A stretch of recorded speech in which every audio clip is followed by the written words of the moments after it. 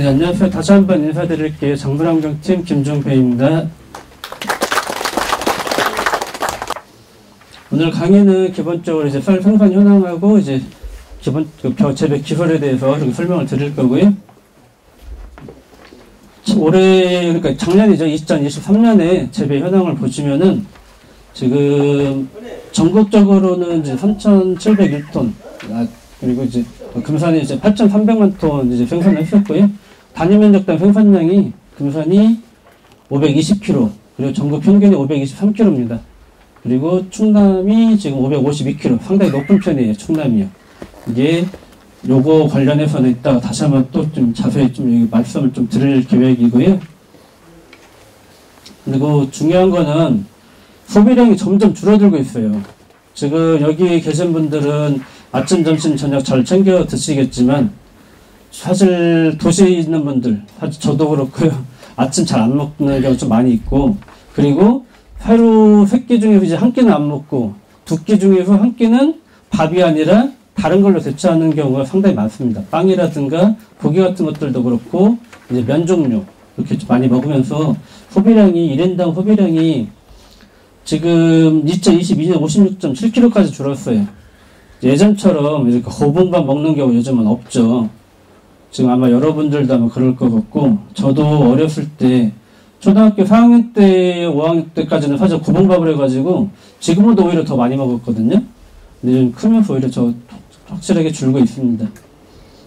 그나마 다행인 거는 제조 쪽으로 해가지고 가공 쪽으로 해가지고는 소비량이 좀 늘고 있어요. 쌀 관련된 음료라든가 과자라든가 이런 것들 좀 많이 좀 늘어나고 있어가지고 그나마 좀 다행이라고 생각을 하는데요. 어쨌든 전체적인 소비량을, 생산량을 소비하기에는 아직은 좀 적다, 이렇게 말씀드릴 수가 있고, 앞으로 2025년까지 가면은 아마 쌀 소비량은 더 줄어들 겁니다. 그리고 이제 가공식품은 아마 더 늘어날 거고요. 가공량은 늘어나긴 할 텐데, 전체적인 소비량이, 어쨌든 1인당 소비량이 워낙 줄기 때문에 좀 어려운 부분은 좀 있을 것 같고요. 장기적으로 봤을 때 결과적으로는 이제 인구가 결국 줄기 때문에 소비량은 계속 줄어들 겁니다. 그리고 직불제 지금 다들 알고 계시죠? 해가지고 논에다가 이제 쌀 말고 다른 작물들 심으면은 각 직불금을 이제 더 추가적으로 주는 사업들이 있는데, 그 중에 하나들이 이제 최근 들어 들어온 게 이제 가로쌀 부분이 있는데, 이거는 이제 뒤에서 다시 한번 또 말씀드릴게요. 그리고 가로쌀 관련해가지고, 원래 정부에서 이제 전문 생산단지를 이렇게 만들고 있어요. 전문 생산단지는 기본적으로 50헥타. 그리고 그게 좀 줄어가지고 이제 30헥타까지, 30헥타 이상이면은 되고, 이제 농가수 15명 이상이면 가능한데, 사실 저희 금산 지역에서 30헥타는 어렵잖아요. 전문 생산단지는 사실 저희는 어렵습니다. 그나마 다행인 거는 일반 생산단지가 있어요. 일반 생산단지.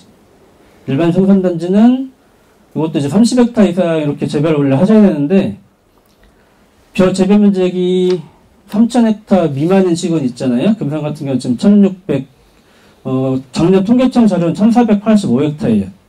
그러니까 우리 1,500헥타 조금 안 되는데, 이렇게 할 경우 이제 20헥타 이상이면은 저희가 충분히 가능합니다. 20헥타는 아마 여러분들께서 아마 하시면은 아마 충분히 가능하실 거라고 저는 생각은 하고 있거든요. 이게 저희가 수매 부분 아까 군수님께서도 말씀하시고 의장님도 말씀하셨는데, 수매량이 지금 상당히 적잖아요. 정비 수매량이. 요렇게 해가지고 생산단지를 만들어져가지고 등록을 하시게 되면은 여기에서 생산된 가로쌀은 전량 수매를 다 해줘요. 우리가 수매량이 주로 전체, 그러니까 우리가 전국의 파일을 이쪽으로 나누는 거예요. 전국에 만약에 100개를 만약에 그 정부 수매량으로 이렇게 계획을 했던 거를 우리 여러분들한테 일반 썰로는 80개만 받고 나머지 20개는 가로썰로 받고 있는 겁니다. 그렇게 해가지고 우리 수매량이 지금 줄고 있는 상황입니다. 정부에서 지금 많이 밀고 있기 때문에 이런 쪽도 한번 생각을 해보시면은 상당히 좀 도움이 될 것 같거든요. 이건 어쨌든 전량 정부에서 수매를 해주기 때문에 이거는요. 이거는 근데 재배 방법이 살짝 좀 어려워가지고 혹시라도 이게 계획이 있으시면은 나중에 그 부분에 대해서 다시 한번 또 말씀을 드릴게요. 이 단점이, 아주 큰 단점이 하나가 있는데, 수발에 좀 약해, 수발에. 그리고 이제 조생종 품종이어가지고, 재배기간이 좀 짧습니다. 우리가 이양을 보통 이제 5월 말, 6월 초 이쯤에서 이양을 하실 텐데, 이 가로살, 즉 바로미 2라는 품종인데, 그거 같은 경우는 6월 말에 이양을 하게 돼 있어요. 한 달쯤 뒤에. 그래서 이제 농작업을 조금 피해가지고, 바쁜 시기 피해가지고도 이렇게 할 수 있는 그런 이점은 있으니까 한번 다 같이 한번 고민 한번 해보셨으면 합니다. 논에다가 이제 콩 재배하시면은 요것도 이제 더 도움 주고 이렇게 직불금도 주고 이렇게 한다는 건데, 이거는 50헥타예요. 농콩 50헥타. 이건 사실 저희 불가능한 거죠. 그리고 재해보험 관련해가지고 말씀을 드리는데, 재해보험 다들 들고 계시죠? 재해보험 관련해서 많이 큰 돈 들어가시는 거 아니니까 다들 이제 가입을 해주셨으면 좋겠어요. 그러면은 이제 본격적으로 쌀 재배 관련해서 설명을 드리도록 하겠습니다. 고품질 쌀, 정의에 대해서 보면 일단은 보기 좋고 맛 좋은 것을 고품질 쌀이라고 합니다. 이렇게 해가지고 돼 있고, 그리고 이렇게 외관적으로 해가지고 일정한 거, 중요한 건 일정한 거야 되고, 신복백 같은 게 없어야 되고, 쌀아기 같은 게 없고, 이렇게 해가지고 예쁘게 이렇게 거를 이제 고품질 쌀이라고 합니다. 품종에 대해서 조금 오늘 자세히 설명을 드릴 텐데요. 품종은 일단 기본적으로 이제 도복 반응이 없어야 되죠. 성광들 여러분들이 많이 꺼리는 이유 중에 하나가 도복이 좀 심해서 이렇게 꺼려하고 계신데, 도복 관련해가지고, 그리고 품질 우수한 거하고, 지역 적응성. 이것도 상당히 중요해요. 지역 적응성이 이 지역에서 재배가 돼야지 이렇게 생산을 하니까요. 지역 적응성이라는 게 뭐냐면은, 기본적으로 웬만한 품종들 여기다 다 하면 재배를 해요. 다 재배는 가능한데, 문제는, 그 시험 성적만큼 생산이 안 된다는 게 문제점이 있는 거죠. 만약에, 성광 같은 경우가 이제 시험 성적으로는 이제 300평당 567kg가 생산을 하게 돼 있거든요. 그만큼 금산도 똑같이 지역 적응이 되기 때문에 그만큼 생산을 하게 됩니다. 만약에 근데 지역 적응이 안 되는 품종을 심게 되면은 567kg가 아니라 농사를 아무리 잘 지어도 500kg밖에 안 나온다는 얘기. 그런 품종은 할 수가 없잖아요. 그런 것들. 그리고 병해충에 좀 강한 품종. 요즘 병해충 다 강해요. 요즘 것들은. 그래서 요건 크게 이거 신경 안 쓰셔도 될 것 같고요. 수량성도 웬만큼 좋아야 되는데, 정부에서는 기본적으로 300평당 570kg 이상 품종들은 점점 없애려고 하고 있어요. 그리고 이제 우리 품종 여러 가지 지금 하고 계실 텐데, 우리나라에 지금 현재 최고 품질로 등록되어 있는 품종들은 여기 적혀 있는 요 21개였나요? 잠깐 갑자기 생각이 안 나는데 21개 품종, 요 품종밖에 없습니다. 이 중에서 조생종 같은 경우가 원래 은광이 계속 보급이 됐었죠. 은광이 보급됐다가 올해 갑자기 해담으로 바뀌었는데, 은광도 그렇고 해담도 그렇고 조생종 중에서는 그 딱 2개 품종만 최고 품질로 되어 있어요. 그리고 제 경험상, 제가 먹어본 경험상으로는 사실 은광보다 해담이 더 맛있습니다. 해담이 더 맛있고 더 품질이 좋아요. 근데 해담이라는 품종의 단점은 딱 하나가 있었는데, 간척제에 약해요. 근데 금산은 전혀 관계가 없잖아요, 저희는. 그렇기 때문에 해담을 저는 조생종을 하실 계획이시라면은 해담을 전 추천을 해드리고 싶어요. 벽키도 작은 편이고요, 해담. 괜찮고요.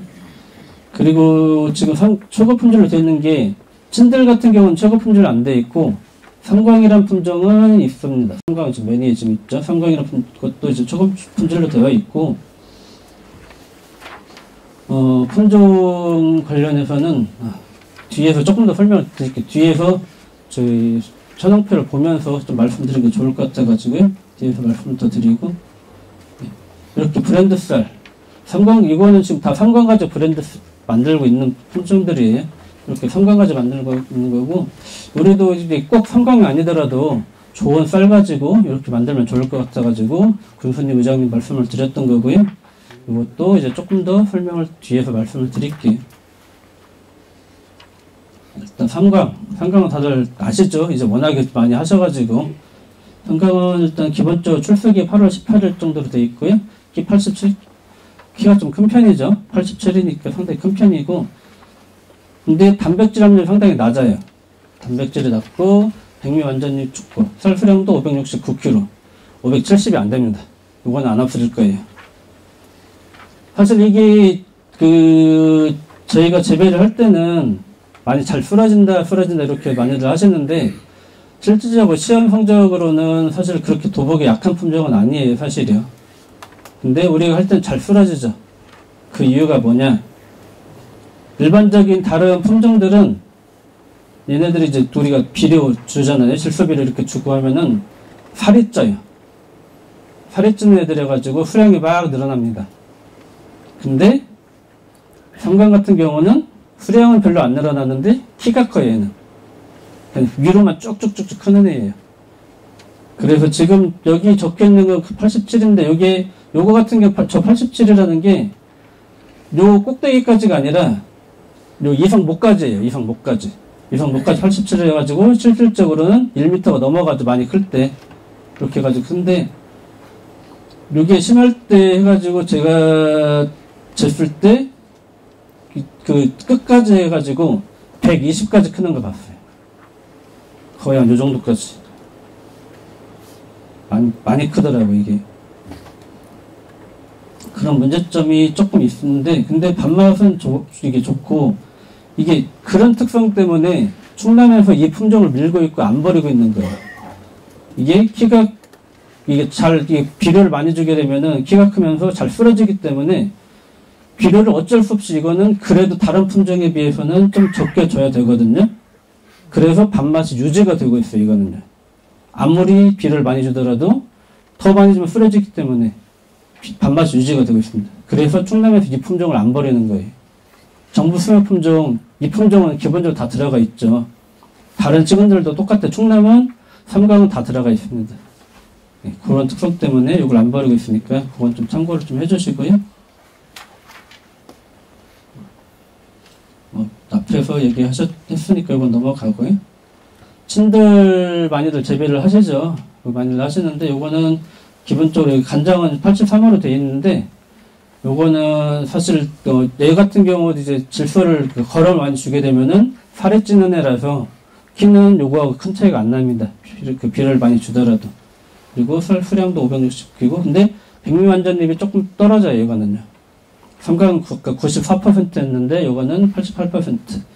그렇기 때문에 이게 쌀 상태라든가 이런 것 때문에 농협이라든가 이런 다른 수매하는 데에서 별로 안 좋아하는 품종이죠. 이 찐들을요.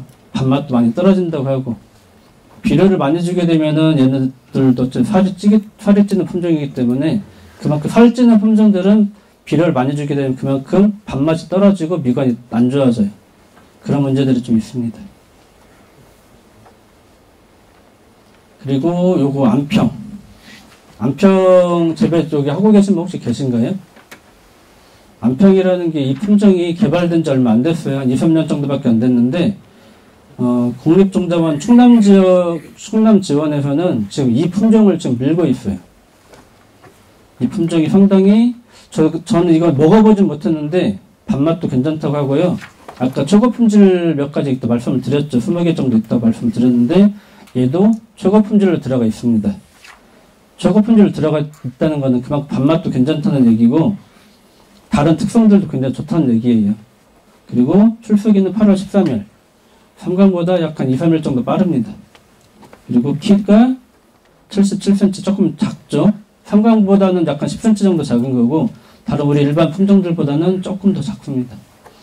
수량이 지금 591kg인데 원래 정부 정책상으로는 여기 원래 안 되는 품종인데 근데 요건 또 이렇게 밀고 있더라고요. 초고 품질로 등록되어 있고 그리고 보시면 백미완전잎 97.9%. 그만큼 요거는 도정해가지고 버려지는 게 거의 없다는 얘기입니다. 그리고 단백질 함량도 상당히 좀 낮은 편이고요. 단백질 함량이 원래 가장 좋은 건 6% 이하가 더 좋거든요. 가장 좋은데 지금 요 정도만 되더라도 상당히 좋은 편입니다. 적용 지역은 지금 여기는 지금 남부평야지로 되어 있는데 실질적으로 여기 충남 쪽에 적용돼요. 충남 쪽에 적용되고 있고 지금 잘 재배가 되고 있습니다. 그래서 혹시라도 브랜드 쌀을 만든다고 하면은 그리고 일단 기본적으로 브랜드 쌀 만들고 이렇게 한다고 하면은 삼광하고 찐들 같은 경우는 이제 종자갖고 상당히 쉬운, 그래도 그나마 좀 쉬운 편인데 다른 품종, 종자갖고 어려운 품종들을 하면은 종자 때문에 그 브랜드가 만들 수가 있잖아요.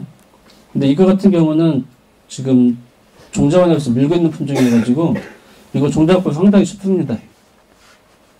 올해 삼광하고 찐들 조금 적게 이렇게 공급이 됐었죠. 그것 때문에 어려워하시는 분들 좀 많이 계셨었는데 그 이유 중에 하나가 종자를 생산할 수 있는 면적은 정해져 있어요. 거기에서 전체 해가지고 만약에 1000개를 만들 수가 있다. 1000개를 만들 수가 있는데 얘한테 해가지고 200개를 거기다 딱 빼버리는 거예요, 그냥. 그러니까 삼광하고 찐들 재배 면적이 그만큼 줄어들어서 보급종 물량이 줄게 되어 있습니다, 지금. 요거는 앞으로 지금 아마 최소 5년은 그 충남 지원에서 종자에서 더 밀 것 같고요. 지금 우리 올해 정부 수매 품종 어떤 건지 다들 아시죠? 삼광하고 찐들. 올해도 삼광하고 찐들로 해가지고 정부 수매가 될 텐데요. 지금 현재 충남에서 지금 청양하고 또 한 군데가 더 있는지 정확히 기억이 안 나는데 두 개의 시군에서는 삼광하고 안평으로 해가지고 정부 수매 품종 들어가 있어요. 이것도 지금 들어가 있는 그런 상황입니다. 그리고 그 다음 말씀드릴 수 있는 게 해품. 해품 같은 경우는 요거는 이 품종 개발된 지 5년에서 7년 정도? 그 정도 됐는데요. 요것도 최고 품질로 되어 있어요. 밥맛 상당히 좋습니다. 요거는 제가 먹어봤어요. 밥맛 괜찮아요. 그리고 출수기가 지금 상당히 좀 빠른 편이고 8월 11일이어가지고 출수기 좀 빠른 편이고요. 키도 작습니다. 73cm. 그리고 완전잎도 좋고. 근데 수량은 앞에 것들보다는 조금 떨어져요. 수량은요. 그리고 단백질 함량도 6.2. 낮은 편이죠. 괜찮습니다. 이것도 괜찮은데 이것도 지금 여기 적혀 있지는 않을 것 같은데 제가 경험상으로는 얘가 가시머니병이 좀 약하더라고요.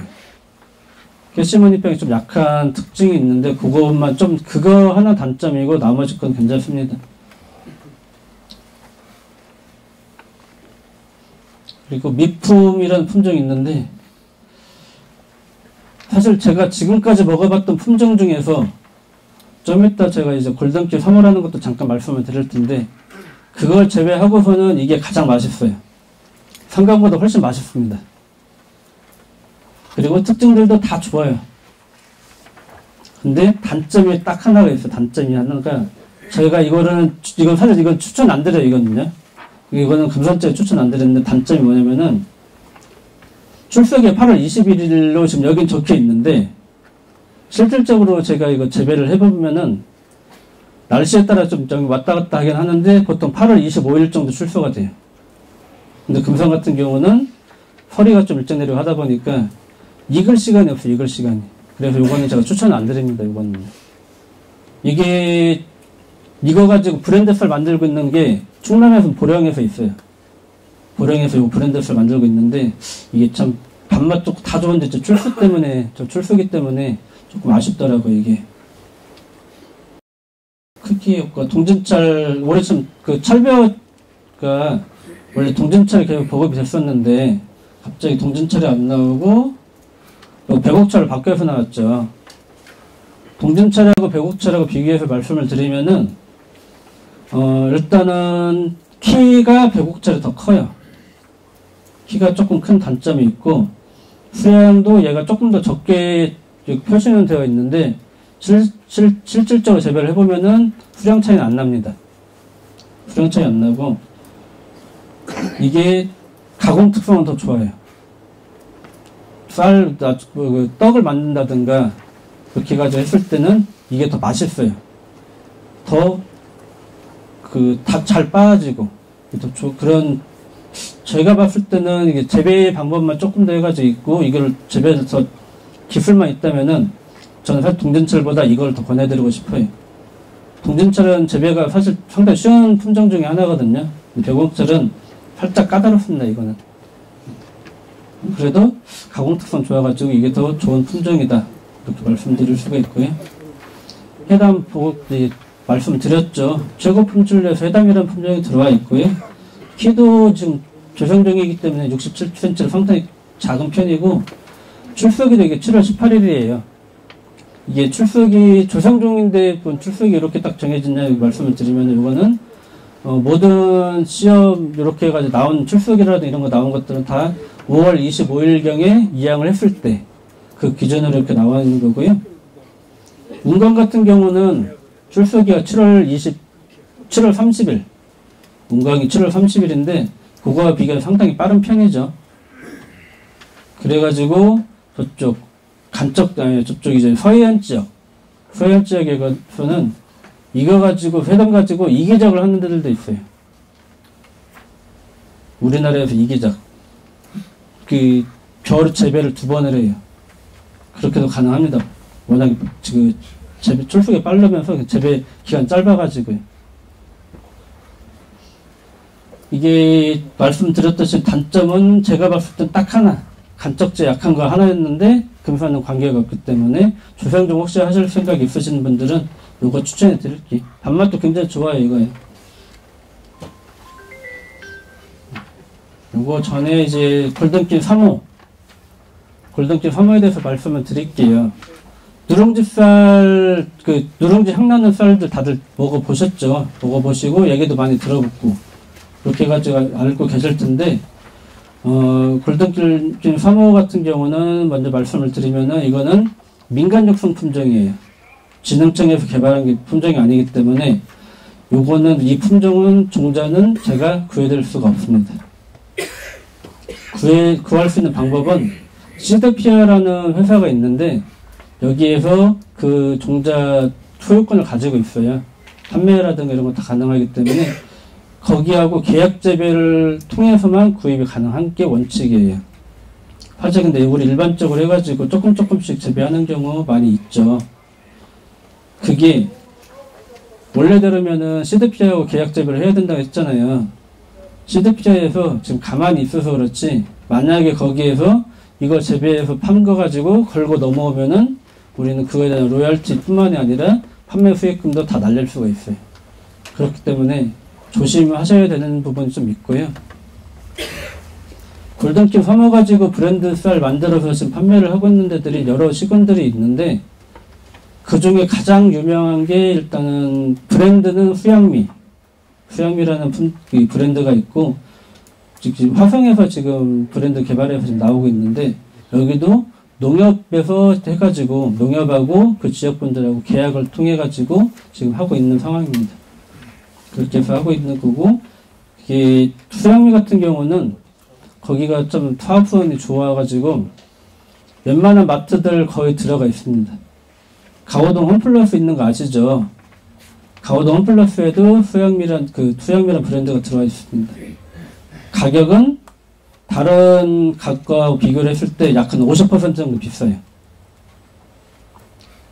10kg짜리가 37,000원으로 지금 기억하고 있어요. 10kg짜리 37,000원. 엄청 비싼 편이죠. 근데 먹어본 사람들도 이걸 또 찾아요. 저도 먹어봤는데 좀 과장 좀 보태가지고 이렇게 하시면은 밥 치면 이제 밥 다 될 때 이제 김이 이렇게 막 올라오고 이렇게 소리 칙칙칙 하면 소리 올라오잖아요. 김 올라오잖아요. 그때 이제 밥 향이 싹 나는데 아파트 전체에 퍼질 정도예요. 그만큼 향이 좋고 강합니다. 근데 그 향이 흔히 이제 누룽지 향이라고 해서 구수한 향이 나가지고 거부감이 사실 없어요. 그리고 골든길 3호 같은 경우는 반찰 계열이어가지고 밥이 더 쫀득쫀득해요. 그래가지고 혹시 뭐 진밥 싫어하시는 분들은, 된밥만 좋아하시는 분들은 조금 꺼려 하시기는 하시는데, 근데 저 같은 경우는 이게 쫀득쫀득해서 좋더라고요. 맛있더라고요, 저는. 그렇게 해서 품종 관련해서 얘기를 드렸고요. 그래서 이제 브랜드 관련해가지고는 이제 여러분들 이제 고민 좀 해보셔야 될 텐데, 어떤 브랜드로 어떻게 갈 것인가 고민 한번 해보시고, 그리고 저희 같은 경우는 만년산농협 APC가 있잖아요. 이걸 적극적으로 활용하는 게 좋을 것 같아요. 지금 다른 쌈채소라든가 다른 채소 종류 그쪽 관련해가지고는 그쪽들을 많이 지금 유통을 하고 있고, 거기 납품을 하게 되면 기본적으로 최소 가격은 거기는 유지를 해줘요, 거기는요. 그런 것들 있으니까 한번 고민 한번 해보시는 것도 하나의 방법일 것 같고, 브랜드 쌀 통해서, 근데 거기는 참 GAP밖에 안 받습니다. GAP나 친환경 인증한 제품밖에 안 받기 때문에 GAP 인증 받고서 이렇게 하시면은 도움이 좀 될 것 같다. 이렇게 말씀드릴 수 있을 것 같고요. 재배 기술 관련해가지고 쭉 설명을 드릴게요. 일단은 지력 증진이 상당히 중요한데, 볏짚 다들 넣으시나요? 여기 매년 썰어 넣으시죠? 볏짚은 매년 넣으셔야 됩니다. 사실 더 넣어야 돼요. 저희 한국 같은 경우, 우리나라 같은 경우는 이게 기본적으로 화산이잖아요. 그래가지고 계속 영양분이 빠져나가는 상황이에요. 그렇기 때문에 매년 넣어야 되고, 사실 여기부터 더 넣어야 됩니다. 우리가 요거를 만약에 팔게 되면은 지금 가격이 좀 올랐는지 모르겠는데, 한 롤당 약 한 5만원 정도? 이 정도 판매가 아마 되고, 지금 한 6만원 정도 하나요? 이건 할 텐데, 근데 근데 요거 대신에 비료를 넣거나 아니면은 축산 퇴비를 넣든가, 축분 같은 거 넣거나 이렇게 하게 되면은 그 비용이 결과적으로는 더 들어갑니다. 오히려. 그렇기 때문에 볏짚은 매년 썰어서 넣어 주시길 좀 권해드리고 싶고요.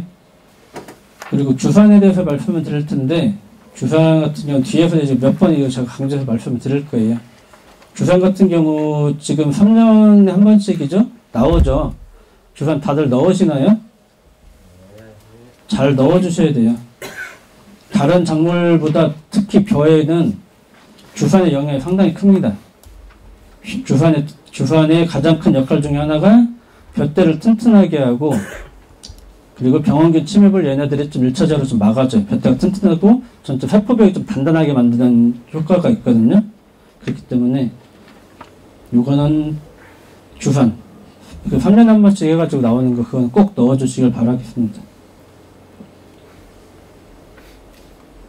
주산 시용했을 때와 안 했을 때 이렇게 가지고 차이가 이렇게 나는데, 그만큼 쌀 수량도 좀 늘어나고, 도복, 가장 중요한 도복이잖아요. 도복도 이렇게 쭉 떨어집니다. 이렇게 해서 그래서 주산 좀 이렇게 해주시면 좋을 것 같고, 접시 고르기 이렇게 해가지고, 요거는 책에 나와 있는 거예요. 책에 나와 있는 거 이렇게 제가 설명을 드린, 이게 나온 건데, 최근에 혹시 종자원 거, 보급종, 혹시 물에 담가가지고 이렇게 떤 거 이렇게 싹 혹시 건져내 보신 적 있으신가요? 다 뜨죠? 아마 약 최소한 20에서 30% 아마 뜰 거예요. 그래서 요거는 사실 좀 권해드리고, 이제는 이거는 좀 안 맞는 것 같아요. 옛날 이거 얘기인 것 같고. 그래도 어쨌든 충실한 종자 쓰셨으면 좋겠고, 그래서 혹시 자가체종 하실 경우에는 많이 뜬다고 하더라도 염수선까지는 좀 어렵고, 그냥 찬물에 일반 물에다가 담가가지고 뜨는 것들은 쭉정에 좀 걸려주시는 게 좋을 것 같고요. 근데 보급종 같은 경우는 사실 이미 거기서 한번 다 정선을 해서 안 좋은 것도 다 빼낸 거기 때문에 굳이 안 해도 상관없습니다. 보급종은요. 그렇게 해주시면 됩니다. 종자소독에 대해서 이제 또 말씀을 드릴 텐데, 종자소독이 상당히 중요하죠. 가장 큰 이유가 우리들이 많이들 걱정하고 우려하는, 요즘은 아닌가요? 참 요즘은 키다리병 방제가 좀 상당히 좀 중요하고요. 도열병도 요거 종자소독으로 해가지고 방제가 많이 되고 있고, 그리고 깨시무늬병, 요즘 깨시무늬병이 워낙에 심하죠. 깨시무늬병도 방제가 좀 됩니다. 깨시무늬병이 갑자기 생각나는데, 볏짚 썰어 넣으실 때 만약에 깨시무늬병이 좀 심하게 나왔다, 그 논에서는 빼주세요. 깨시무늬병이 걸린 이 볏짚들이 여기에 병원균이 잔뜩 묻어있는 거거든요. 얘네들이 썰어서 넣게 되면은 다시 얘네들에 의해서 다음에 또 깨시무늬 또 심하게 또 일어날 수 있으니까, 깨시무늬병이 심한 논은 요거는 그 볏짚은 빼주셔야 됩니다. 그거는 좀 제거를 해주시고요. 종자 소독 방법에 대해서는 크게 이렇게 세 가지 방법이 있어요. 온탕침법, 약재침제 소독법, 파종 직전 스포니 처리 세 가지가 있는데 요거에 대해서 설명을 좀 드릴게요. 그 전에 이제 제가 우리 종자 소독할 때 30도씨 약물에 담그죠. 해가지고 종자를 마른 상태로 그대로 그냥 담그시나요? 아니면 물에 살짝 불렸다가 담그시나요? 그냥 담궈요. 이게 좀 갈리실 텐데요. 옛날에는 저희가 그냥 담그라고 말씀을 드렸었어요. 근데 여러 가지로 실험을 해보니까 물에 불렸다 담그는 게 좋습니다. 찬물에 이렇게 하루 정도 담갔다가 그 다음에 온도 올려가지고 이제 켜가지고 온도 올리고 약 타고 이렇게 하시는 게 효과가 더 좋아요. 지금 위에 거는 마른 종자, 그 밑에는 지금 여기는 2일 동안 물에 담갔다고 했는데 굳이 2일까지는 안 해도 되고 2일 정도, 하루 정도 담가가지고 했을 때 비교했을 텐데 지금 여기 파란색으로 보이는 요거는 이제 색소를 일부러 넣은 거예요. 약이 어떻게 들어갔는지 보기 위해서 색소를 넣은 거고, 겉에는 지금 마른 거나 아니면 불일린 거나 다 똑같이 잘 묻어 있죠. 근데 속에까지는 안 들어가요. 속에까지는. 보시면은 확 차이가 나죠. 종자 소독 효과를 높이기 위해서는 반드시 물에 불려가지고 이렇게 넣는 거를 좀 권해드리고 싶고요. 이 파랗게 이렇게 됐다는 거는 그만큼 이게 약이 그 안에까지 잘 들어갔다는 얘기입니다. 이게.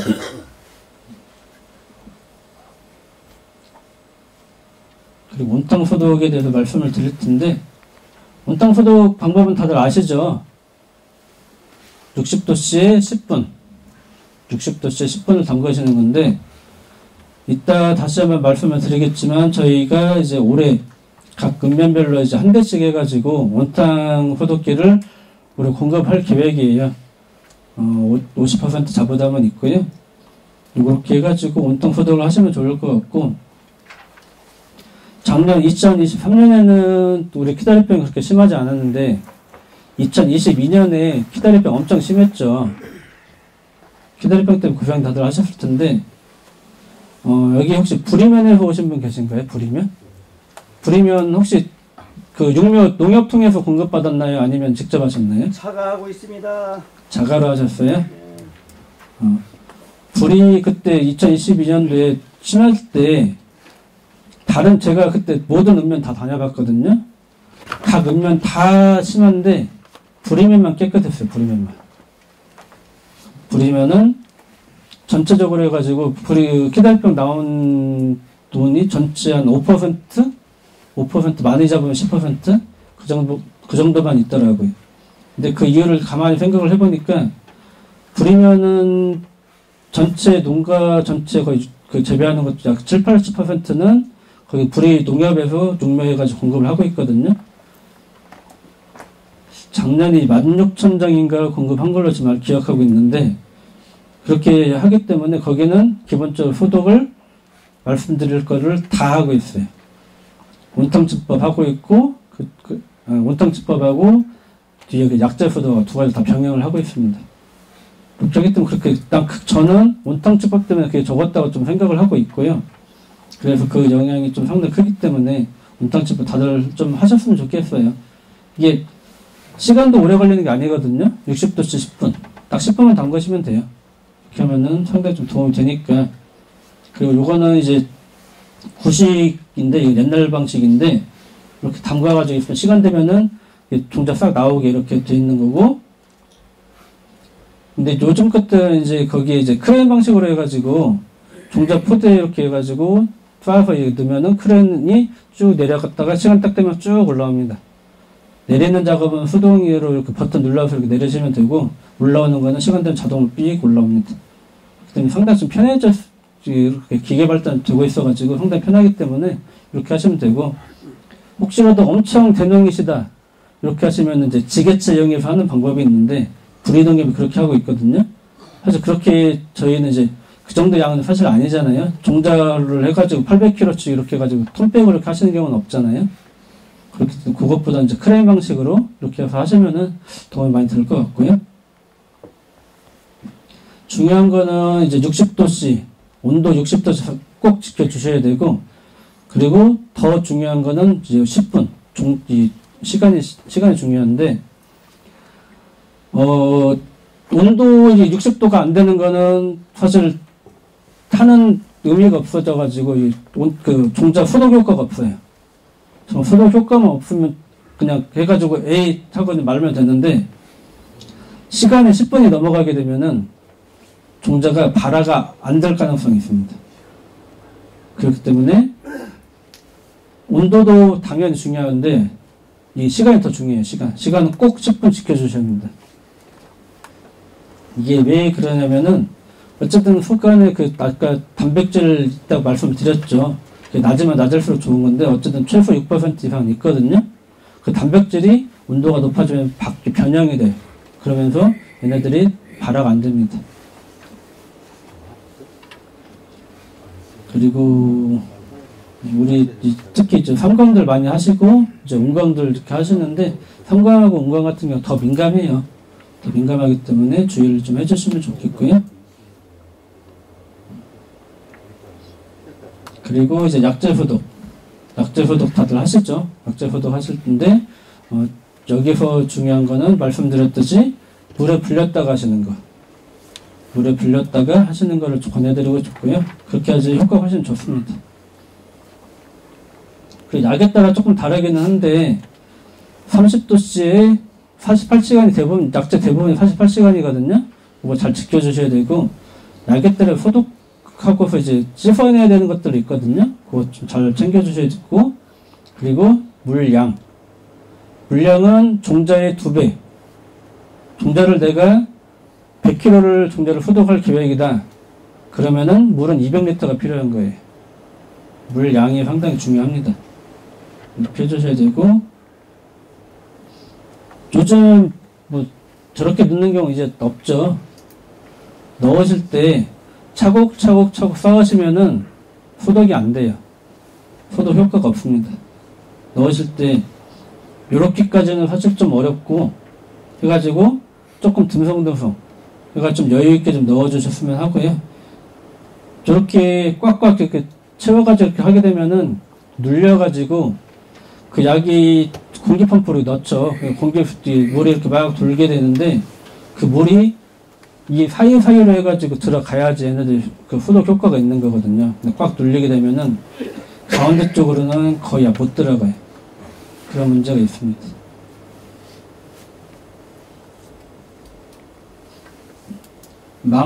이거는 워낙 옛날 자료여가지고 다들 망 사용하시죠? 옛날엔 이렇게 그냥 하셨던 분들도 계셨다고 하더라고요. 보고 좀 받은 거 그냥 그대로 그냥 넣는 경우도 있다고 하는데 요즘 이런 거 없어가지고요. 약재 같은 경우가 이제 다양하게 있는데 좀 골고루 이거를 해가지고 올해 만약에 내일은 약재 근사마라든가 뭐 이렇게 해가지고 사용하셨으면은 내년에는 다른 약을 이렇게 하시는 걸 권해드릴게요. 그래야지 얘네들 저항성도 안 생기고 효과도 더 좋거든요. 이게 올해 해가지고 종자소독을 2약으로 했더니 효과가 좋았다. 내년에 또 쓰시죠 그거요. 작년에 효과를 봤으니까. 근데 그렇게 2년까지는 좋아요. 2년까지는 좋은데 그 다음에 또 쓰시게 되면은 그 다음은 효과가 떨어집니다. 이제는 저항성이 생기기 때문에. 그렇기 때문에 골고루 돌아가면서 쓰시는 걸 좋겠고요. 그리고 여기서 이제 쭉 있는 것 중에 테부코나졸이라는 성분이 있어요. 여기는 앞에 지금 이 검은색으로 된 거 성분명들인데 테부코나졸 이 성분이 종자 소독 효과는 정말 좋아요. 문제는 그만큼 독해가지고 반드시 세척을 해주셔야 됩니다. 세척 안 해주시게 되면 그건 약기 때문에 발화가 지연될 수도 있고 심할 경우에는 발화가 안 될 수도 있어요. 그렇기 때문에 반드시 씻어주셔야 되고 지금 여기에는 지금 안 적혀 있는데, 그리고 저기 호리쿠어 같은 경우는 저건 24시간 사용하는 약제, 24시간. 넘기시면 안 돼요. 다른 약 같은 경우는 48시간이 기본적인데, 48시간 조금 넘더라도, 해가지고 전혀 문제가 없는데, 호리쿠어, 특히 호리쿠어, 테부코나졸 들어간 약제들은 시간을 넘기게 되면은 그 발화 지연은 반드시 오고요. 발화 지연 반드시 되고 심할 경우 발화가 안 될 수도 있어요. 그렇기 때문에 꼭 헹궈 주셔야 된다. 그리고 시간을 잘 지켜 주셔야 된다. 이렇게 말씀을 드리겠습니다. 파종특정 습관해철인데 이거는 이제는 뭐 그렇게 설명을 드리는데 이거는 안 하시는 게 좋아요. 어려워요, 사실. 이게 뭐냐면은 30도씨에 이렇게 담궈놓죠. 이틀 정도 담그면 이제 싹 터가지고 이렇게 올라오는데 딱 싹이 트기 시작할 때 그때 이제 버무린 다음에 그 다음 모판에다 이걸 이제 뿌리는 거거든요. 그렇게 하시면 문제가 없는데 조금만 늦어가지고 이게 싹이 좀 많이 자랐다. 그럴 경우에는 싹 다 부러집니다. 그런 문제가 있습니다. 그렇기 때문에 이거는 설명만 드리고 이거는 그렇게까지 안 하시는 게 좀 좋을 것 같고요. 이거는요. 만약에 키다리병이 너무 심해가지고 꼭 해야 된다. 그런 분들만 하시면 되는데 지금은 사실 키다리병 그렇게까지는 안 심하잖아요. 그렇기 때문에 이거는 그냥 알고만 계세요. 이거는요. 아까 말씀드렸듯이 20kg 종자 한 푸대, 20kg에 물 40L, 물은 2배가 있어야 된다. 이거 다시 한번 말씀드리고요. 그리고 지금 보급종 같은 경우는 종자소독 약에 지금 다 묻어 있죠. 요즘에는요. 다 미소독 종자로 나오는데 갑자기 미소독 종자가 나오니까 이거에 대해서 좀 말이 좀 있었었는데 그 이유에 대해서 잠깐 말씀을 드리면은 제가 온탕침법 말씀을 드렸잖아요. 지금 금산에서는 사실 많이 안 하고 있기는 한데 다른 지역에 온탕침법이 거의 이제는 보편화되어 있어요. 온탕침법 거의 하거든요. 근데 종자 이렇게 소독되어 있는 약재 그걸 보급종 받아가지고 온탕침법에다 거기 딱 담궜다 10분 넣었다가 빼면은 약 싹 씻겨서 나갔어요. 효과가 없잖아요. 그렇기 때문에 그게 1차 문제. 그리고 그 보급종 그 약재 소독된 게 이렇게 있으면은 그 다른 약들은 원래 안 넣게 되어 있거든요. 아리수유퍼 같은 경우만 원래 쓰는 양이 반량 더 넣을 수 있게 되어 있어요. 원래대로면. 근데 우리는 그거 보급종 해가지고 넣고 일반 소독약도 똑같이 사가지고 또 넣죠. 약이 너무 많이 과하게 좀 사용하는 부분이 있어가지고 PLS가 시행되면서 그래서 미소독종제로 싹 바뀌었습니다. PLS와 함께 바뀐 거예요, 그게.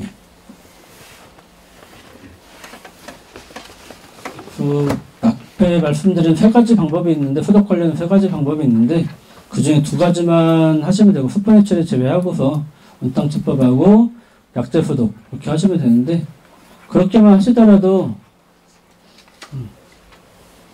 그, 방제가가 98% 정도 나와요.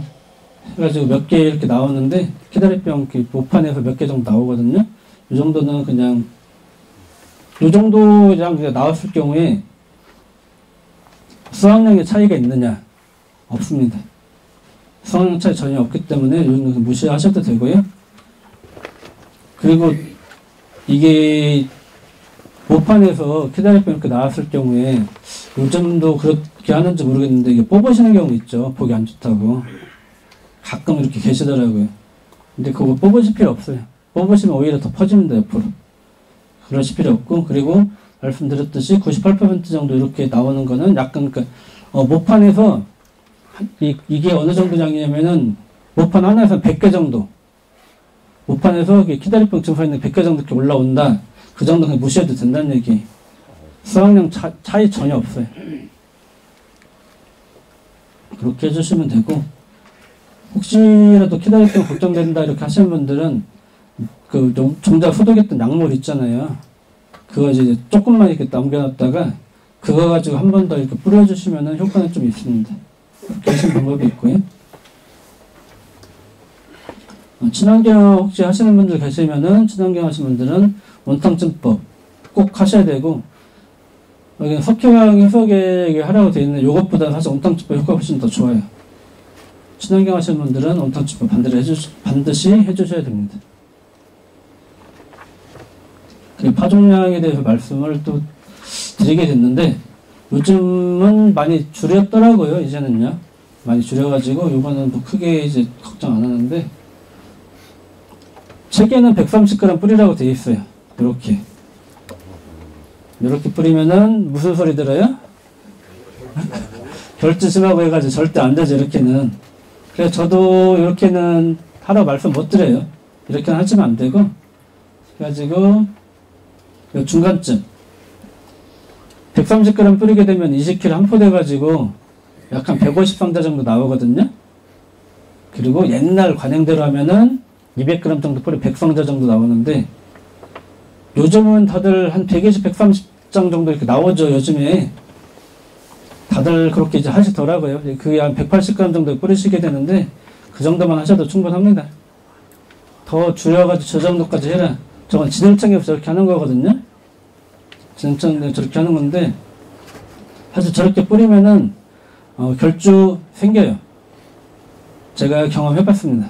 결주 생겨요. 근데 심하진 않고 결주가 일부 생기는데, 전체 수확량에서는 나중에 이제 가을에 수확할 때는 차이는 사실 거의 없어요. 수확량 차이 거의 없어서. 근데 일단 결주 생기면 보기 안 좋잖아요. 더군다나 이 전문가들이신데, 전문가들이 딱 해가지고 농사를 지었는데 누가 지나가다가 봤는데 저게 뭐냐고 해가지고 욕먹죠. 그쵸? 그러니까 130g까지 저는 권하고 싶지 않고 180g 정도, 그냥 120상자 정도, 120에서 130상자 정도, 그 정도 생각하시고 이렇게 파종을 하시면 됩니다. 이 정도면 충분해요. 지금 제가 말씀드리는 것들은 전부 다 25일에서 30일 육묘 기준을 말씀을 드리는 거예요. 25일에서 30일 육묘. 혹시라도 내가 15일에서 20일 육묘를 하신다. 지금 불이 농협에서 지금 그렇게 하고 있거든요. 그렇게 하실 경우에는 반대로 가야 돼요. 제가 180g 정도 말씀을 드렸잖아요. 혹시라도 그렇게 하시는 분들이 있으면 15일 육묘 같은 경우는 250g까지도 괜찮아요. 근데 20일 육묘 하신다? 그럼 약간 220g 정도. 이 정도까지 해가지고, 육묘 기간 짧으신 분들은 조금 더 많이 넣는 게 좋습니다. 그렇게 하셔야 되는 거고요. 제가 지금 말씀드리는 것들은 전부 다 25일에서 30일 육묘 기준으로 해서 말씀을 드리는 겁니다. 파종량 적어야지 일단 기본적으로 병 적고요. 일단 묘가 건강해요. 튼튼하게. 이게 공간이 있어야지 얘네들도 어쨌든 클 거 아니에요. 200g 정도, 200g 이상 이렇게 하시게 되면은 옆에 나는 크고 싶은데 옆에는 치여가지고 클 수가 없어요. 얘네들 적당히 통통하게 돼야 되는데 그럴 수가 없거든요. 그런 문제 때문에 좀 적게 해달라고 이렇게 말씀을 드리는 겁니다. 그래야 좀 튼튼하게 자라요. 많으면 뭐 이런 문제점이 있고, 중요한 거는 이제 이꽃병 뜸묘가 상당히 심해지죠. 파종류 많으면은. 요거는 파종류 많을 경우는 뜸묘는 안고 가셔야 돼요. 저거는 방법 없어요. 200g 혹시 그 이상 이렇게 뿌리시게 되면은 뜸묘는 반드시 옵니다. 저건. 근데 적게, 그러니까 15일이나 20일 육묘 하시는 경우는 제가 많게 해도 된다고 말씀을 드렸잖아요. 그게 왜 그러냐면은 보통 뜸묘 증상이 나오는 게 15일에서 18일 정도, 그 정도 되면은 그때 정도부터 보통 나오거든요. 그 전에 이미 우리는 모판을 해가지고 이양을 하기 때문에 전혀 문제가 되지 않아요. 증상이 나오기 시작할 때 모판 이양을 하기 때문에. 이양을 하게 되면 전혀 문제가 없거든요. 뜸묘 증상은. 이거는 병이 아니라 생리장애이기 때문에 공간만 넓게 하고 확보가 되면은 다 잘 자랍니다. 육묘 관리는 이렇게 해가지고 하시면 되는데, 육묘 관리 기본적으로 다들 잘 하시죠? 잘 하시니까 뭐 그냥 간단하게 넘어가고, 상자 쌓기 하실 때 이것만 말씀을 드릴게요. 상자 높게 쌓으시면은 안 돼요. 좀 어려우셔도 조금 낮게 이렇게 하시는 게 좋고요. 혹시라도 높게 하시는 경우에는 상자 뒤집기 반드시 해주셔야 되고요. 사실 상자 뒤집기만 한다면 높게 쌓아도 문제 없어요. 공간 없으시면 높게 쌓으시고 상자 뒤집기 한번 하시면 되는데 어렵잖아요. 힘들고 좀 편하게 농사 지으시라고 공간만 있으시다면은 좀 낮게 20장 이하로 좀 해주시면은 더 좋을 것 같습니다. 이렇게 좀 해주시고요. 상자 높게 쌓게 되면은 위에는 상당히 뜨겁죠. 밑에는 차갑고 그렇게 되면 이렇게 곰팡이 이렇게 피거든요. 하얗게. 곰팡이가 나중에 해가지고 혹시라도 색깔이 이렇게 하얗게 올라온다. 요거는 사실 문제될 거 없어요. 나중에 이제 모판 이제 깔죠. 이제 하우스에 깔기도 하고 논에다가 부직포 모짜리 하시는 경우도 있고 까실 때 물 한 번만 뿌려주시면 돼요. 이 곰팡이 이렇게 하얀 색으로 이제 올라오는 곰팡이 같은 경우는 혹시라도 다른 색으로 올라오게 되면은 그건 이제 썩은 거거든요. 그거는 이렇게 하얗게 올라오는 것들은 종자가 문제가 있어가지고 이렇게 올라온다기보다는 상토라든가 다른 데 곰팡이가 생겨가지고 이렇게 하얗게 생기는 거예요. 근데 색깔이 다른 색으로 올라온다. 그거는 종자에 곰팡이 펴가지고 올라오는 거예요. 그렇기 때문에 그건 좀 문제가 됩니다. 근데 이거는 이제 말씀드렸듯이 상자 이제 상토라든가 이런 데 생기는 거기 때문에 물만 한번 뿌려주면 됩니다. 이거는. 물 관리하실 때 부직포 모짜리 물 관리하실 때 물 높이는 기본적으로는 이제 그 모판보다 아래 모판이 이렇게 있으면은 모판 그 중간 아래로만 이렇게 유지를 해주시면 되거든요. 이렇게 좀 해주시는 걸 좀 권해드리고 싶고 왜 이걸 말씀드리냐면은 요즘 다 편한목선자 쓰시죠. 구멍 많이 뚫려 있는 거, 구멍 몇 개 없는 거 이렇게 쓰시죠. 그거 물 빠지면 별로 안 좋아요. 물이 한번 들어가게 되면은 그 안에 물이 계속 있기 때문에 그래서 그 물을 좀 과하게 들어가게 되면은 그 안에서 뭐가 썩습니다. 뿌리가 썩을 수가 있기 때문에 그렇기 때문에 물이 안 넘치게 이렇게 하시는 게 좋고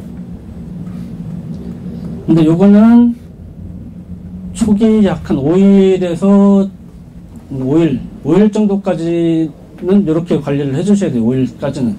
그 나중에 해가지고는 나중에 10일 넘어가고 이렇게 하게 되면은 사실 넘쳐도 괜찮더라고요. 책에는 이렇게 돼 있는데 실질적으로 농사 짓는 거 제가 봤을 때 10일 넘어가면 넘쳐도 상관없습니다. 근데 초기에는 반드시 안 넘치게 잘 해주셔야 돼요. 초기.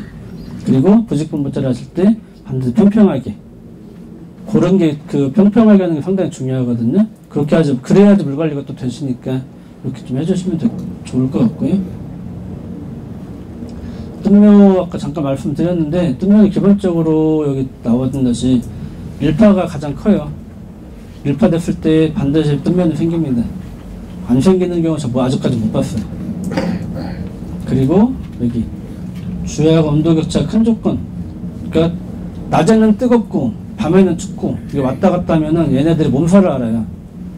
얘네들 몸살을 앓으면서 힘들게 되고 그만큼 뜸묘가 생기는 겁니다.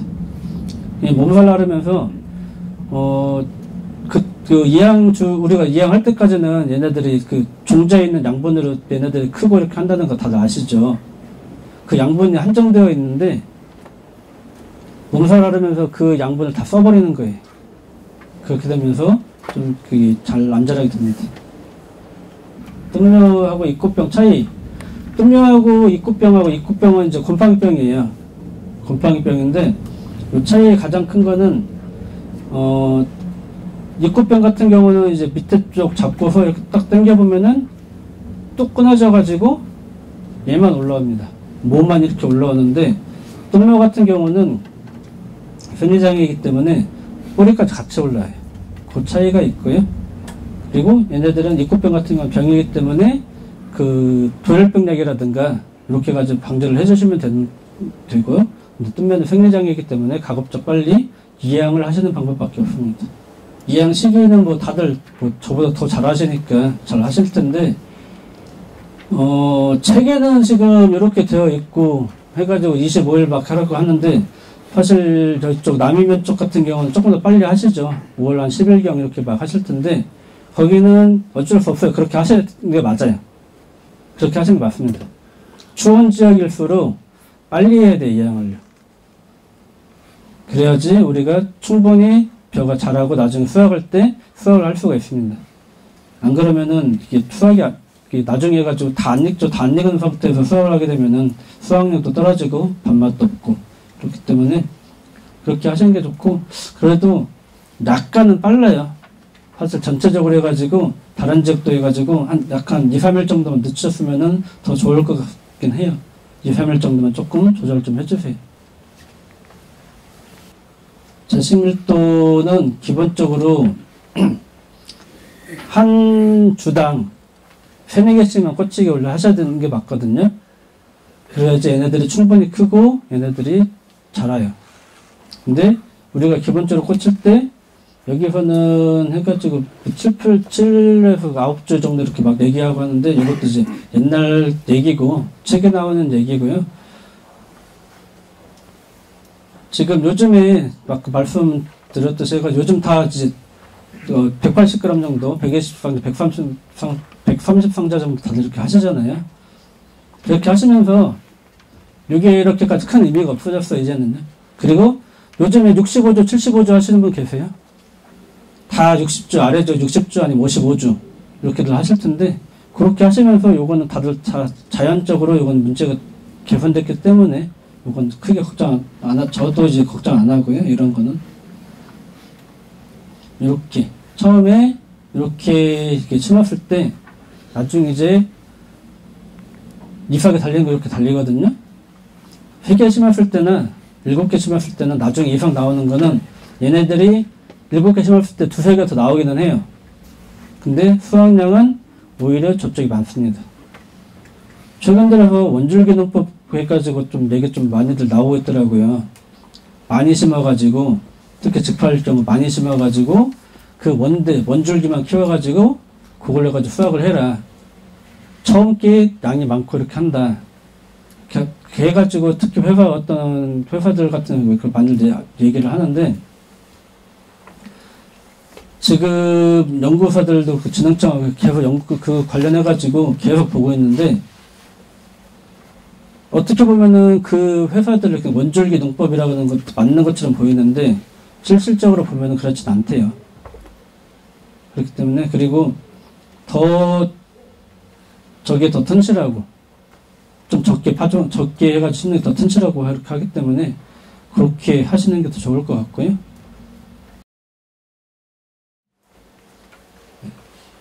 그리고 철벼하시는 분들 같은 경우는 벤조비사이클론 계통의 제초제는 사용을 하시면 안 됩니다. 약해가 굉장히 심하거든요. 그렇기 때문에 이거 좀 주의해서 이렇게 좀 제초제 사용을 해주시면 되게 좋을 것 같고요. 농약 같은 경우는 벼에서는 사실 크게 문제되지는 않아요.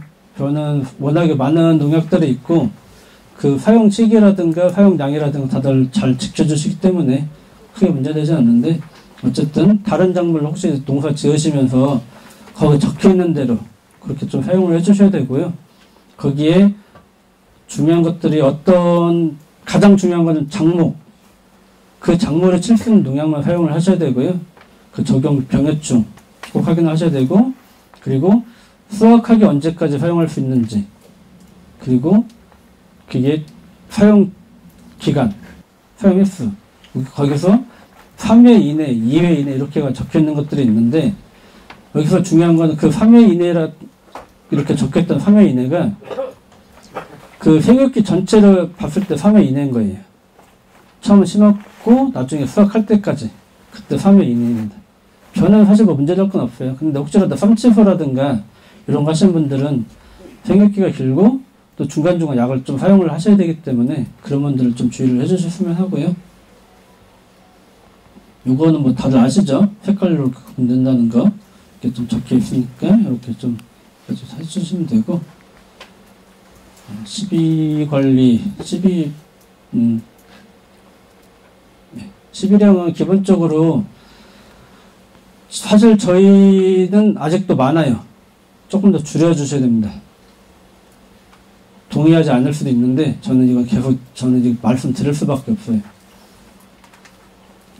금산의 밥이, 쌀이 맛이 없다는 인식이 좀 있죠. 그쵸? 그 이유 중에 하나가 사실 11향이에요. 질소를 많이 넣게 되면은 살이 쪄 얘네들 살찌면서 여기까지 수확량이 늘어납니다. 수확량은 늘어나는데 그만큼 미질이 떨어지고 밥맛이 떨어져요. 그렇기 때문에 그런 오해를 좀 받고 있는 거예요. 11향은 기본적으로 우리가 요즘은 다들 맞춤형 많이 쓰시죠. 맞춤 비료 쓰실 텐데 맞춤형 비료 같은 경우는 200평당 한 포를 넣는 거고요. 200평당 한 포, 그리고 쉽게 칠 거름은 안 주시는 거예요. 근데 다 보면은 이제 밑거름 같은 경우는 300평에 2포 정도 보통 넣으시더라고요. 그리고 쉽게 칠 거름 다 요소 다 하세요. 그렇게 하시면은 그만큼 이제 질소 너무 많이 들어가는 거예요. 그것 좀 일단 쉽게 칠 거름이라도 좀 안 해주셨으면 좋겠고요. 그렇게 좀 줄여주셔야지 밥맛도 좋아하십니다. 이게 상당히 커요. 지금 아까 군사님께서 아까 말씀하셨나? 아까 의장님 말씀하셨나? 고시익갈이 저쪽 경계 쪽에 많이 한다고 했잖아요. 거기가 고시익갈에도 많이 하지만 추청이라는 별 많이 해요. 추청별 다들 재배 한번 해보셨죠? 추청별 밥맛 어떤가요? 추청 같은 경우는 최고 품질이 아니에요. 밥맛이 나쁘진 않은데 그렇다고 아주 좋은 편은 아니에요. 근데 경기도에서는 추청으로 해가지고 성공을 했고 임금님 진상살인이 뭐니 해가지고 그걸로 쭉 해서 계속 성공을 하고 있습니다. 제 친구가 용인에서 그 친구도 이제 그 지도사로 해가지고 지금 근무를 하고 있는데 아침에 전화가 왔어요. 추청배 좀 혹시 있냐고 구해달라고. 거기는 우리 삼강하듯이 거의 추청을 하고 있거든요. 거기가 그렇게 밥맛이 좋게 이렇게 유지되고 있는 것 중에 하나가 거기는 그 비료량을 거의 지켜주고 있어요. 거기는 질소를 많이 안 넣습니다. 요것만 좀 해주시면은 그래도 우리도 밥맛 좋게 좀 갈 수 있거든요. 그리고 혹시라도 나중에 브랜드 쌀 이렇게 해가지고 이렇게 하실 경우 특히 더 질소량 좀 지켜주세요. 비료량. 밑거름은 200평에 한 포. 그리고 새끼 칠걸 안 주시는 거고요. 그리고 나중에 이제 나중에 이삭비료 또 주시죠. 이삭비료는 200평 기준 해가지고 반 포씩 주시는 거 10kg씩. 이렇게 주시는 걸 권해드리고 싶습니다. 이렇게 하면은 여러분들이 우리가 생각하는 그 수확량에는 조금 못 미칠 거예요. 성이 안 찰 거예요. 그러면 양이 안 차긴 할 텐데 시험 성적이라는 걸 제가 말씀드렸잖아요. 그 수준까지는 올라와요. 시험 성적 책에 적혀있는 만큼은 수확이 가능합니다. 그렇기 때문에 그렇게 좀 해주셨으면 하고, 우리 농사 지었을 때 우리 200평에 해가지고 톱백을 하나 나오면은 농사 잘 지은 건가요? 못 지은 건가요? 그럼 300평에 한 개는 300평에 톱백 하나 나오면은 잘 지은 거예요? 못 지은 거예요? 못 지은 거죠. 못 지은 거죠. 성이 안 차죠. 근데 시험 성적은 그 양이에요. 시험 성적이 되는 건 아까 3강 567kg 뭐 얘기하고 이렇게 말씀을 드렸는데, 그거는 300평에 톱백 하나가 나오게 이렇게 농사를 짓는 게 그렇게 권해드린 겁니다. 그렇게 성이 안 차죠. 사실 성이 안 차기는 건 그건 아는기는 아는데, 그래도 밥맛을 혹시라도 이렇게 해가지고 좋게 가고 싶다면은, 특히 브랜드쌀을 해가지고 재배를 하실 계획이시라면은 조금 성이 안 차더라도 고품질로 가고 해가지고 양을 조금 줄여주시는 게 좀 좋을 것 같습니다. 이거는 제가 좀 말씀 좀 드리고 싶어요. 이거는요. 이삭가람 주는 시기는 뭐 다들 아시죠? 약간 7월 20일, 21일쯤 이렇게 하시면 되고, 3번 같은 경우는 이삭 폐기 한 15일 전에. 이게 왜 그러냐면은 성광은 키가 많이 크죠. 그리고 도복 우리가 쓰러지는 게 쓰러진 게 어차피 밑에 마디절강 4절, 5절 여기가 크게 되면은 쓰러지는 거거든요. 근데 초기에 출소한 15일 전까지는 얘네들이 크는데 15일 이후는 얘네들은 안 크고 위에만 자라요. 그렇기 때문에 그 15일 이후에 이삭비를 주면서 여기는 좀 적게 크고 나머지가 클 수 있게, 그리고 이삭이 충분히 생길 수 있게 이렇게 해주는 거를 이제 권해드리고 있는 겁니다. 도박경감제 이 부분을 또 말씀을 드릴 텐데, 주산 제가 넣어달라고 말씀드렸잖아요. 그리고 그거 주산도 넣고 나중에 해가지고 했을 때 혹시라도 더 도박이 걱정되시는 분들은 수용성 주산을 저는 권해드리고 싶어요. 주산이 아까 곁들을 튼튼하게 한다 말씀을 드렸죠. 수용성 주산을 약간 7월 15일경 우리 그냥 쉽게 그냥 이삭거름 줄 때쯤 해가지고 그것도 같이 준다고 그렇게 생각하시면 되고요. 근데 이렇게도 하고 저렇게도 하고 했는데 혹시라도 그렇게 해도 풀어질 것 같다, 도박이 걱정된다, 그렇게 하시는 분은 이제 도박경감제 사용들 하시죠. 도박경감제는 기본적으로 원래대로면은 이제 살균제들이 약해 때문에 좀 그 도박이 좀 적게 자라고 작게 자라면서 이게 좀 도박에 좀 강하게 되는 그런 성질을 이용해가지고 도박경감제를 주로 이제 등록이 되어 있는 것 대부분인데요. 그 외에 진짜 도박경감을 위해서 만들어진 것들이 몇 가지가 있긴 있어요. 여기 밑에 이제 CCC550하고 비비프라고 있는데, 요거는 호르몬제예요. 위에 뭐 바리케이트, 페리타드, 탄탄, 키타진, 암빌 이런 것들은 다 문고병량입니다. 일종의 말씀드렸듯이 약해 저항성 이용해가지고 도박경감을 이용하는 것들이고, 밑에 CCC550 비비풀은 도박경감제로 이게 등록되어 있는 요건 이제 호르몬제인데, 이거는 어쩔 수 없을 때 사용을 하시는 거예요. 문제는 얘네를 주게 되면은 수확량 반드시 떨어집니다. CCC550은 보통 8월 초, 비비풀은 늦으면 8월 5일까지 사용 가능한 거거든요. 이런 것들은. 문제는 특히 비비풀 같은 경우 심할 경우에 수확량 반절로 떨어져요. 어쩔 수 없을 때 얘네들은 그때만 사용을 하신 겁니다. 그래가지고 저는 가급적이면 이거 쓰지 말라고 말씀드려요. 요거 말고 그냥 그 이삭거름 주실 때 그때 해가지고 수용성 주산 요거 사용을 더 권해드리고 싶습니다. 도박경감 뭐 여러 가지 방법이 있어요. 일단 11량 조금 줄여주시는 거하고 이제 주산질 또 반드시 하시는 거하고, 그리고 중간낙수 이게 참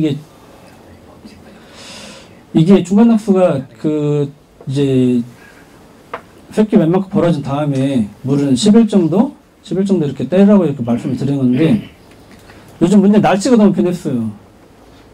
날씨가 변해가지고 물 떼야 될 시기에 계속 비가 와요. 장마가 져요 갑자기.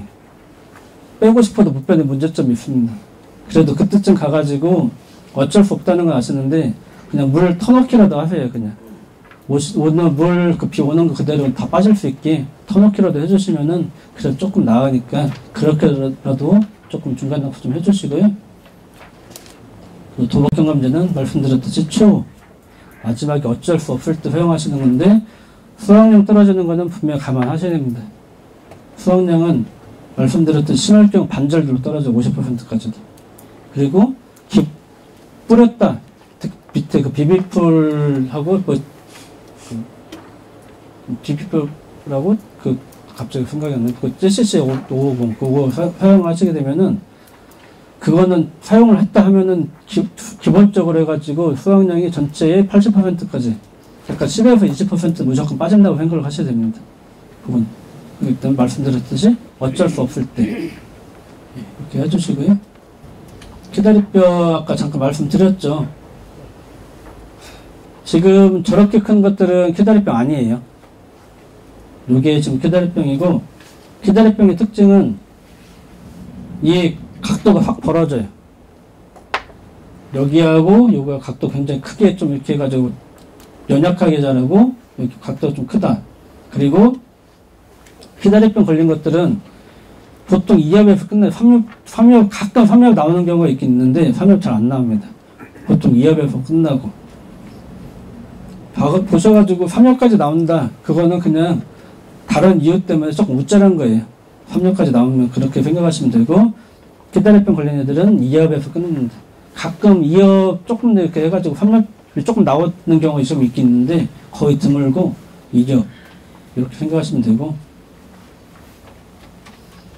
그리고 기다림병 걸린 것, 나저 본답 갔을 때, 본답에서 이렇게 해가지고 기다림병 걸린 거 있으면은, 다른 쪽으로 해가지고 더 전염이 돼서 퍼질까요? 안 퍼질까요?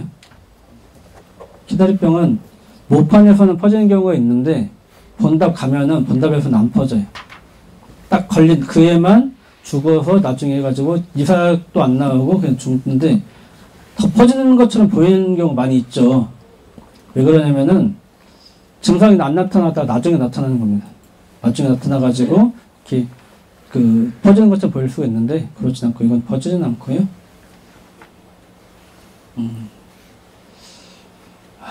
시간이, 깨시무늬병은 요즘에, 이게, 옛날에는 이게, 지력이 안 좋은 논에 이렇게 생긴다고, 책에는 나와 있는데, 요즘은 그냥 일반적인 병으로 지금 거의 나오더라고요. 대부분 논에서 거의 나와요, 요즘에는요. 그래서 이건 조금 안고 가야 되는 부분이 좀 이제는 있고, 그래서 요거 관련해가지고, 기본 방제를 해주시는 게 좋습니다. 이것도 방제 좀 해주시고, 그리고 거름 해가지고 이렇게 주시면 좀 도움이 좀 되고요. 여기도 적혀 있지만은, 요거 규산질.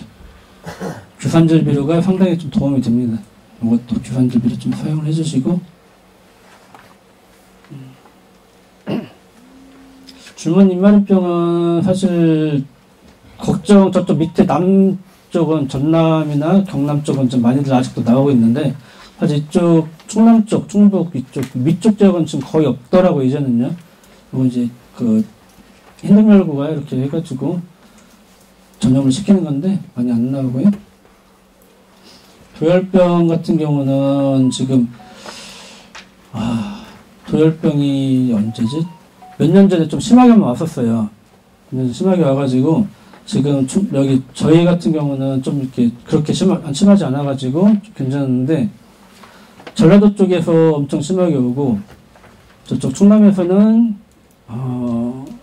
서천 쪽에서 좀 심하게 와가지고 도열병 때문에 그때 약간 전체 수확량이 30%가 박살났습니다.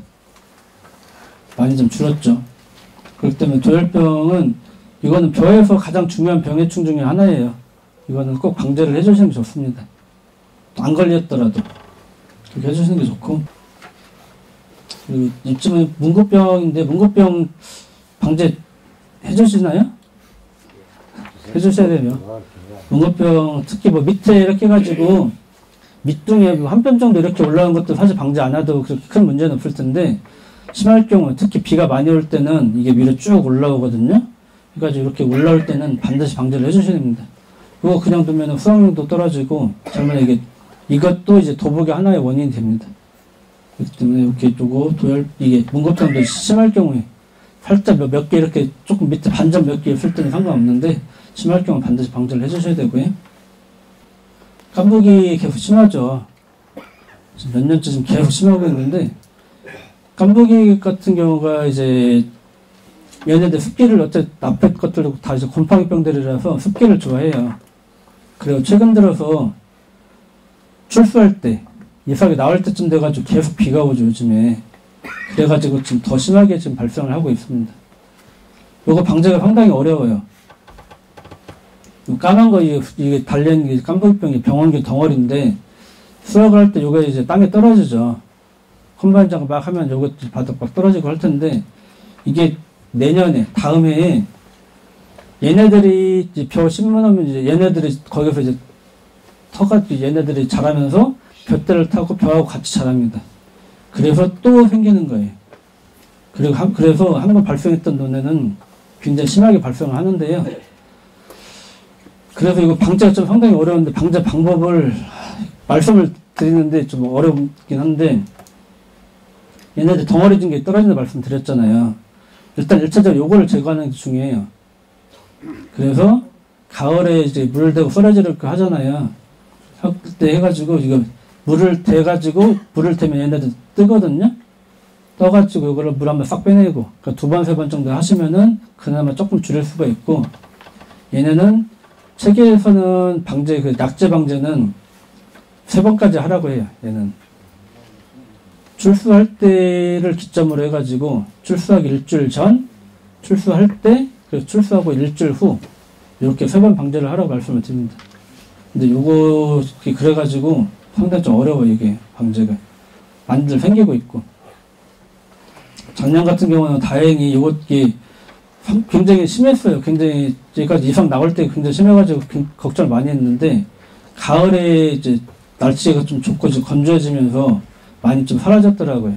그나마 좀 다행이라고 생각하고 작년 출소할 때까지만 하더라도 재작년보다 더 심할 거라 좀 걱정했었습니다. 이게 출소할 때 계속 비가 와가지고 근데 다행스럽긴 한데 근데 올해도 또 그만큼 많이 나올 게 좀 걱정되거든요.